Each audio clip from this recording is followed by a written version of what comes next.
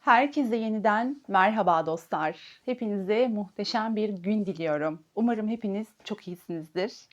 Bugün kendimizi savunma mekanizması hakkında konuşacağız. Kendimizi savunurken nasıl en iyi düzeyde savunuruz ve aslında kendimizi savunmak nedir? Bunlar hakkında konuşacağız. Hepinize iyi seyirler diliyorum.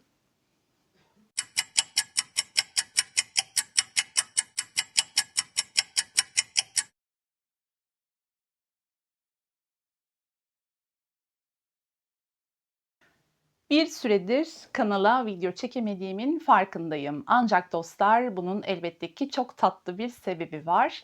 Yeni bir kitap yazmaya başladım. Bunun üzerinde çalışıyorum. Vaktimin çoğunu bununla geçiriyorum ve çok heyecanlıyım.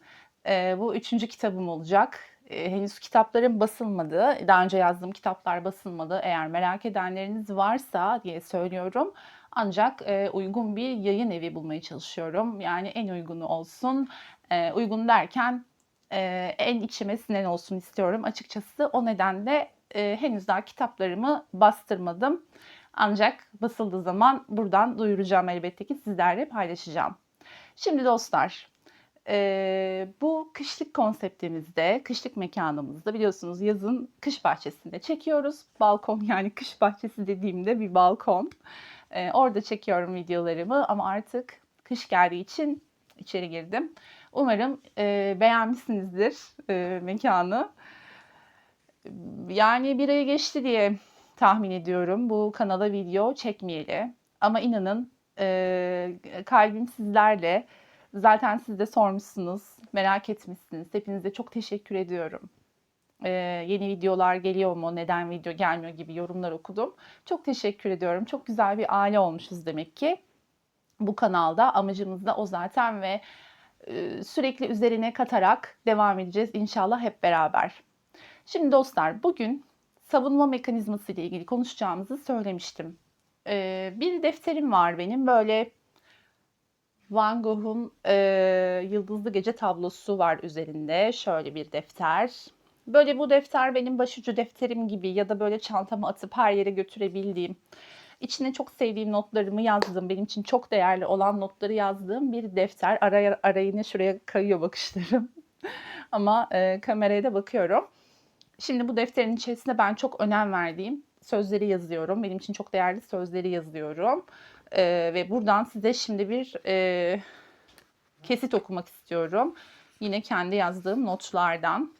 Yani bazı bilgilerden derlediğim notlar bunlar dostlar.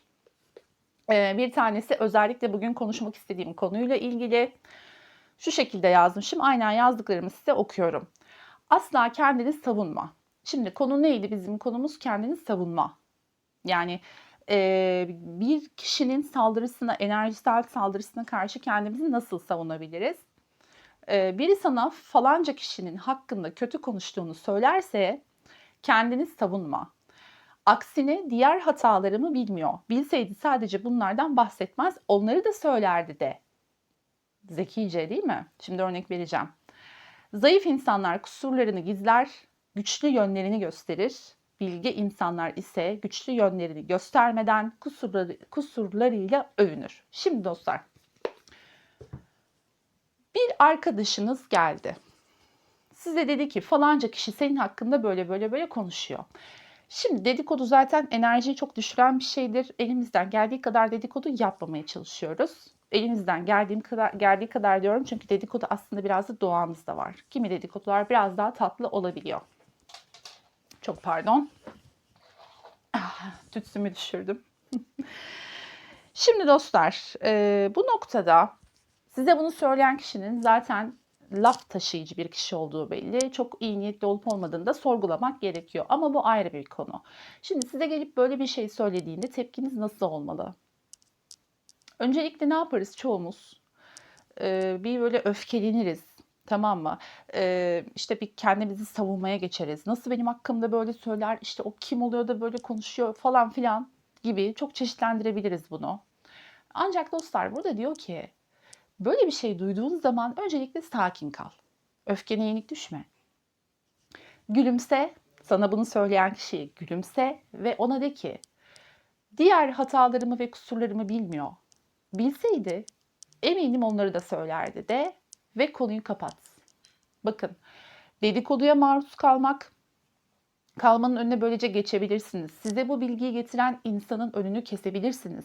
Bir daha size böyle bir bilgi getiremez. Çünkü sizin dedikodu yapılamayacak bir kişi olduğunuzu anlar. Dediğim gibi çok iyi niyetli de değil zaten. Yani enerjinizi aşağı çekmek için size bu lafı taşıyor muhtemelen. Hadi diyelim ki çok iyi niyetli. Hani sizi bazı konularda uyarmak için de onu söylüyor olabilir. Ama dediğim gibi konumuz zaten bu değil şu anda. Konumuz ne? Tamamen sizin nasıl tepki vereceğiniz. Böyle durumlarda dostlarım, en güzeli, tekrar edelim, gülümseyin, sakin kalın. Bu dedikodunun sizinle bir ilgisi olmadığını bilin.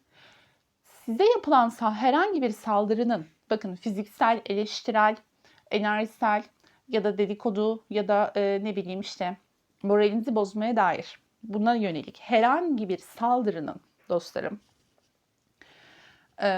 sizi etkilemediğini karşı tarafa göstermeniz gerekiyor.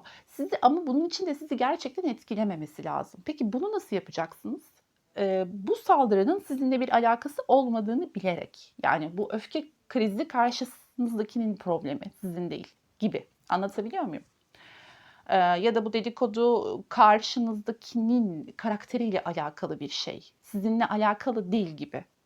Şimdi bu noktada ne yapıyoruz? Gülümsüyoruz, sakin kalıyoruz. Diğer kusurlarımı bilmiyor. Bilseydi eminim onları da söylerdi. Bak onları söylememiş diyoruz. Ne dedik?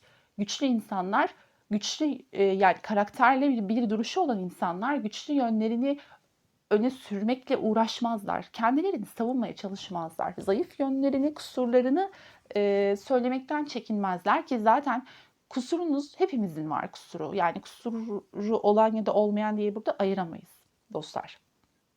Bu nedenle bu tür saldırılara karşı kesinlikle bu yöntemi kullanın.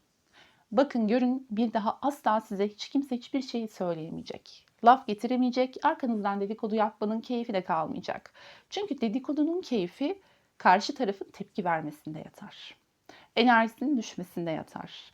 Zaten amaç enerjiyi düşürmektir. Bunu bildiğiniz zaman hiçbir şey sizi etkilemeyecek. Zayıf insanlar kusurlarını gizleyip güçlü yönlerini baskılamaya çalışırlar. Ancak güçlü insanlar güçlü yönleriyle işleri yoktur. Kusurlarıyla da işleri yoktur. Hiçbir şeyle işi yoktur. Kendini kanıtlama ihtiyacı duymaz. Zaten güçlüdür, zaten karakterlidir. Bunu sessiz bir şekilde karşı tarafa iletin. Enerjinizle iletin. Sakin kalın. Asla öfke yok. Bunlar çok önemli detaylar dostlar. Siz zaten bunları biliyorsunuz. Ancak bir daha hatırlatmak istedim. Naçizane kendime de bu video aracılığıyla bir kez daha hatırlatmış oldum. Evet dostlar. Tekrar bir aradan sonra tekrar sizlerle olmak çok güzel. Video biraz kısa oldu farkındayım. Daha uzun, daha güzel videolarla karşınızda olmak için emin olun çalışıyorum. Hepinizi çok seviyorum. Kocaman öpüyorum. Beni desteklemeyi unutmayın dostlar. Kanalıma abone olmayı, videolarımı beğenmeyi ve yorum yapmayı lütfen unutmayınız. Destekleriniz benim için çok önemli. Hepinizi öpüyorum. Aşkla kalın.